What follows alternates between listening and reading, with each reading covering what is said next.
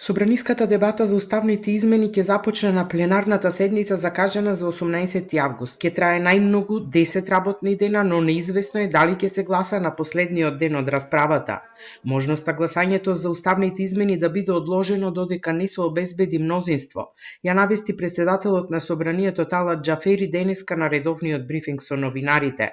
Тој вели дека деловникот дозволува чинот на гласање да биде и во друг термин откако ќе заврши расправата. Чинот на гласање не е врзано за денот последен, така да и за тоа да се има јасност по однос на постапки.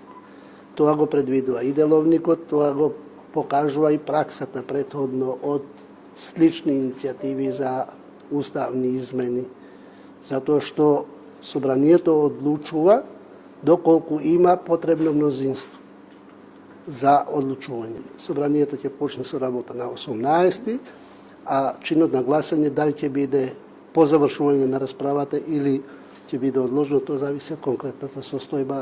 ВМРО ДПМН секојдневно го повторува ставот дека нема да поддржи уставни измени под бугарски диктат. Мицковски денеска уште еднаш кажа дека 44 пратеници од коалицијата на ВМРО ДПМН се единствениот гарант од ваквите уставни измени нема да поминат, со што јасно е дека власта нема двотретинско мнозинство. Ако има двотретинско мнозинство, до сега во овие изменати нешто повеќе од година дена, овие уставни измени ќе беа веќе на маса, односно потребата за отварање на уставот ќе беше на маса и тогаш ќе знаевме што сме и како сме. Јасно е дека они немаат две третини. Сега веќе борбата кај поединци во владата не е за уставните измени.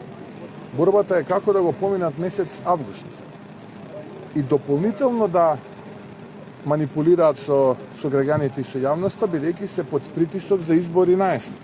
Потребно е двотретинско мнозинство или најмалку гласови на 80 пратеници за отворање на уставот и промена на преамбулата со впишување на бугарите во неа, како и уште 5 други народи кои живеат во Македонија: хрватите, словенците, црногорците, египтјаните и евреите.